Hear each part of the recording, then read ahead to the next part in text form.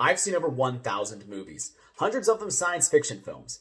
I've seen the insane dystopia Logan's Run. I've seen the claustrophobic masterpiece Alien, and I've seen the groundbreaking, most innovative science fiction film of all time, Bill and Ted's Excellent Adventure. Excellent! But no, I haven't seen Back to the Future, and I'm tired of people calling me a butthead about it.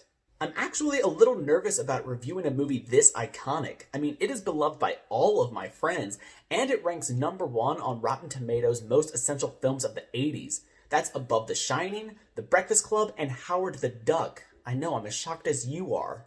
Also, I feel like a lot of the times, comedies don't hold up that well. The comedy is usually, to put it nicely, of a different era. Oh, but don't worry, I have my favorite book with me to help me navigate any of that 80s ickiness. The movie opens with a pan over a ton of clocks. I bet this movie's about time. Some punk walks in with his skateboard and Fisher-Price guitar and blows up a speaker. This punk is our protagonist, Marty McFly. A name so 80s that if you said it 3 times in a mirror, Duran Duran shows up and sings about trickle-down economics. Marty goes to school and gets stopped by Principal Exposition, who tells him, This so-called Dr. Brown is dangerous. He's a real nutcase. You hang around with him, you're going to end up in big trouble. This Educator of the Year then comes down with a serious case of 80s principal-itis and tells Marty that he will amount to nothing, just like his father. Back at home, we meet the antagonist, Biff. He's loud, obnoxious, will probably wind up president someday, and is bullying George, Marty's dad, in the only way that an 80s bully can. Hello? Hello? Anybody home? Think, McFly. Think. We meet his family, and I really like this scene. His family is a total mess. And not in the cutesy, aren't we crazy kind of way, like genuinely dysfunctional. The kids are weird, the uncle is in jail, and the mom, Lorraine, is downing vodka while trying to relive her spark with her husband, who just has no awareness of it whatsoever.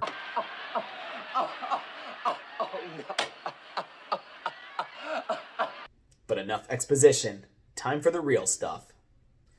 We meet Doc Brown, who introduces the coolest time machine of the 80s, the DeLorean. And he's testing it using his dog? Yeah, I think that principal had a point. But it's okay, the dog makes it back safely. Suck it, Laika!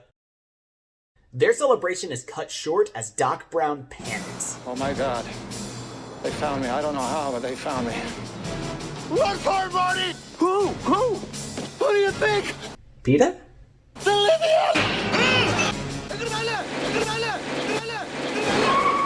They gun him down and Marty escapes into the past. Okay, that was pretty cool. Marty runs into his dad, Biff, and the future mayor. A colored mayor, that'll be the day. And his mom, who thinks his name is Calvin Klein. Well, that is your name, isn't it? Calvin Klein? It's written all over your underwear. This product placement brought to you by Michael J. Crotch. Oh, also, fun fact, she wants to sleep with her son so badly. Marty tracks down Doc Brown in the past. Being the genius that he is, Doc realizes that Marty's interactions with his parents changes the future and will eventually cause Marty to not exist. And there we are! Our stakes have just increased from get back home to fix everything you've changed, then get back home. Awesome, I'm on board. Marty keeps trying to get his dad to seduce his mom, which is a sentence I did not enjoy saying. But with every attempt, Marty keeps turning on his mom, which is a sentence I did not enjoy saying. At the big dance, Marty's mom makes her move, and this is when it really hits me. This is a family movie, right? Well, I guess incest is quite literally family fun. And now the next scene takes kind of a jarring turn compared to the rest of the film's tone. Biff forces himself onto Lorraine to the point where she is struggling and calling for help, and it is super unpleasant to watch. But George knocks him out. That's his total heroic moment, right? Well, sort of. Because in the very next scene, there's another guy who takes Lorraine away from him, in which he has to knock him down to stand up for her. So I don't really see why that guy couldn't have just been Biff. I will say good on Back to the Future for not playing these scenes as a joke, because it is an 80s movie and they have a tendency to do that kind of thing. I mean, even this movie had George peeping on Lorraine in her underwear as a joke, and as the audience, we were supposed to react like, oh, naughty. But then we do get an amazing palate cleanser, the most notable scene of the film. Seriously, even if you haven't seen the movie, you still know this moment. Marty rocks out Johnny Be Good with a superb over-the-top guitar solo. Oh, it's just so good. And the climactic ending. Marty acing his only one chance to return home, saves Doc Brown, and has his family better than before with his mom not being a lush, his dad being successful, and Biff now working for the family instead of the other way around. I know I skipped over some pretty major moments, but I feel like this has to be seen as opposed to me just being smarmy over it. Because this script is good, like, really good. Nearly every line serves some sort of purpose.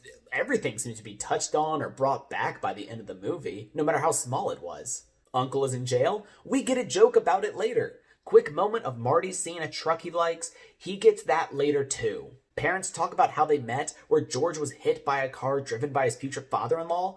Marty gets hit instead, which sets up the whole story. I mean, in the moment, I thought that dialogue was just meant to be a joke about his dad isn't listening to the mom being nostalgic. Nope. It was an important detail that was also character development. Nothing is wasted in this script. I do have some nitpicks though. The climactic final scene is a little drawn out for my taste. It does a bunch of fake outs. The electrical cord needed to send Marty back home unplugs. Doc can't reach it. He falls. Doc plugs it back in. Another plug comes undone. Marty's car stalls. It's a bunch of, whoa, is Marty gonna make it? Drama. Which, hold on. The opening shot has a guy hanging off a clock in Doc's garage. Nothing is wasted in this script. Back to the Future is an absolute blast. It's fun. It is just pure fun that moves along so well for its 2-hour runtime. Oh, and the actors, I didn't even talk about them. They are all just so fantastic and charming and funny. I mean, especially Christopher Lloyd. Like, I can watch that man make faces all day. Which is why I give Back to the Future a... Great Scott, Brendan! Don't finalize your review! Who are you, and why are you doing a bad Bernie Sanders impression? Clearly I'm doing a pretty good Christopher Lloyd impression. Secondly, you can't finish the review because the movie doesn't have an ending. It's set up for a sequel! Oh yeah, Doc, Marty, and his girlfriend fly off in the DeLorean. But that's okay, it's this cool cliffhanger that ends with this adventurous note. Oh, but you can't judge a whole story without its ending! That's like eating a whole plate of cookies before it's cooled. But the mouth burn is my favorite part. But this movie has 2 sequels! Yeah, but I heard the second one's just okay, and the third one's better off ignored. Oh, but if you don't watch those 2, something terrible will happen. What? I'll leave mean comments on your videos! Oh. Okay. You're going to be the Eric Stoltz of your own videos. Bye! Anyway, I give Back to the Future a 9 out of 10. It is just a really fun movie, and I completely understand what all the hype was about all these years. And you know what? I agree with them. Now, make like a tree and get out of here. Hey, thanks for watching. I really do appreciate it. Feel free to let me know what you thought about Back to the Future or what classic film I should review next. Oh, and sorry about my impression of Christopher Lloyd, that seemed to get worse with every sentence. But to end this video, here's an actually good impression of Crispin Glover performed by my brother Rob.